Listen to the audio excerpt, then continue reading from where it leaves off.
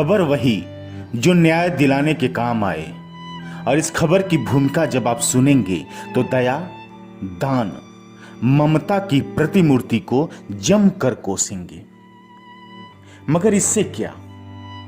उस पीड़ित को कोसने से न्याय मिल जाएगा? जो विकलांगता से नहीं हारा, वो चरित्रहीन पत्नी से त्राही त्राही कर रहा है।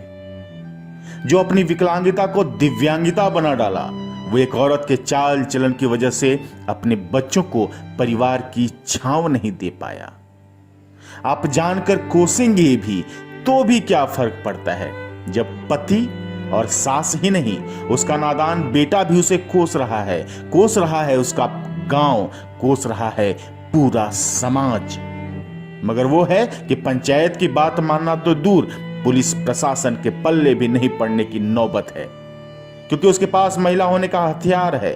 पर उस अभागे के पास क्या है जो पत्नी से त्रस्त है, जिसे अपनी बूढ़ी मां की सेवा करनी है, जिसे अपने 2 नौनिहालों को पालना पोसना है।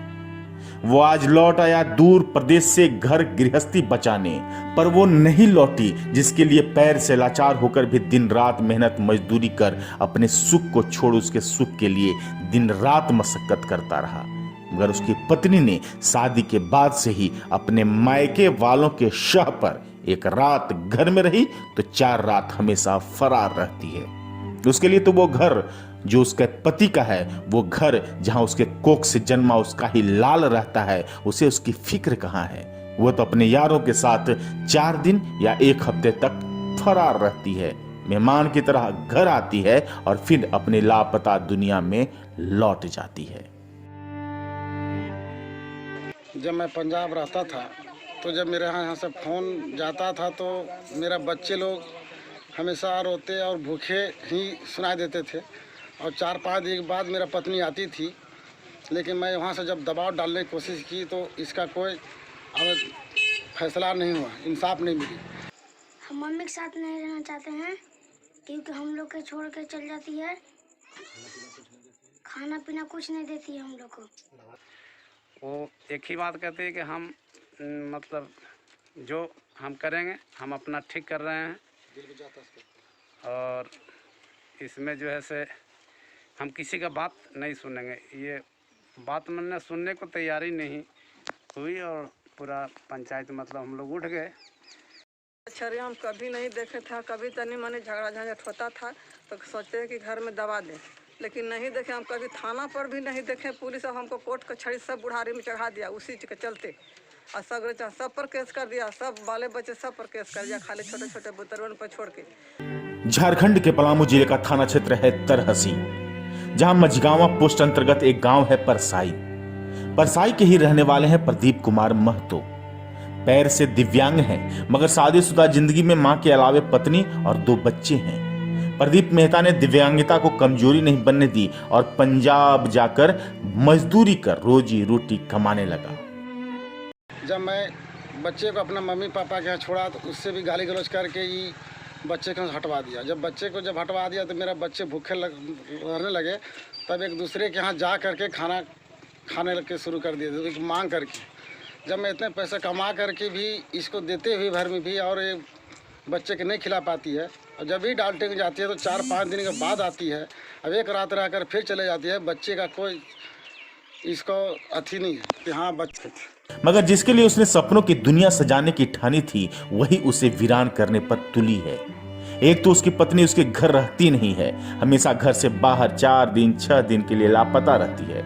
अपने घर इज्जत मान मर्यादा का ख्याल तो छोड़िए, उसे उन बच्चों के प्रति भी ममता नहीं आती है जो उसकी ही कोख से जन्मे हैं।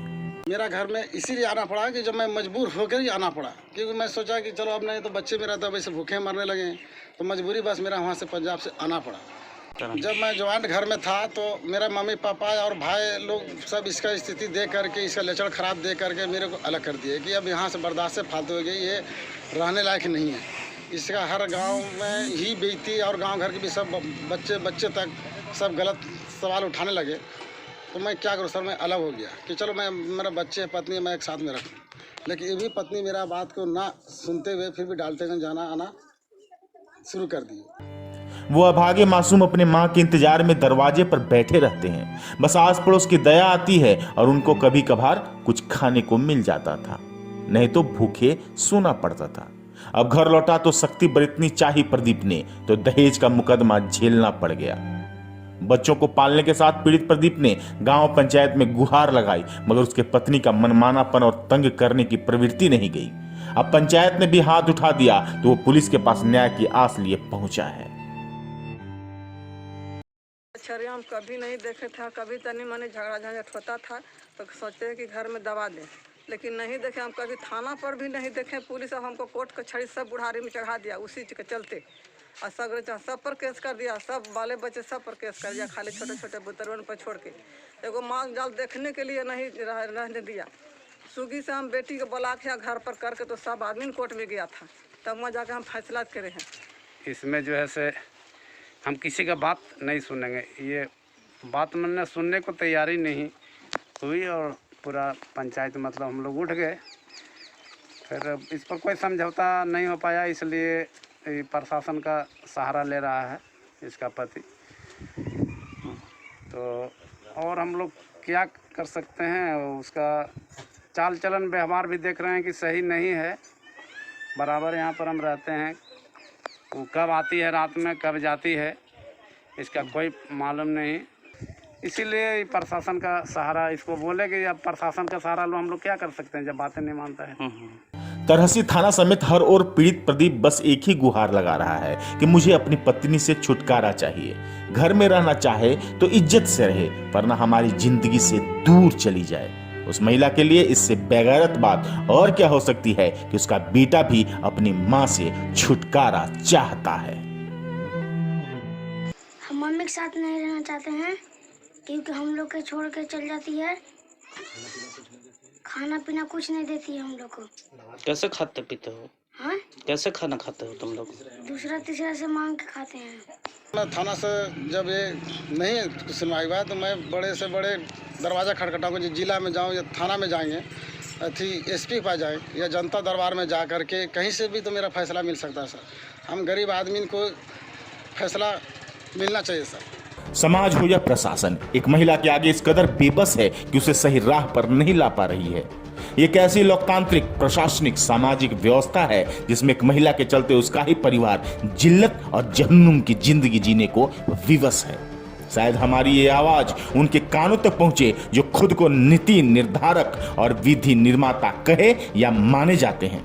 क्या एक प्रदीप ही पीड़ित है या और भी कई प्रदीप हर दिन हर रात बेबसी की जिंदगी जीने को विवश हैं?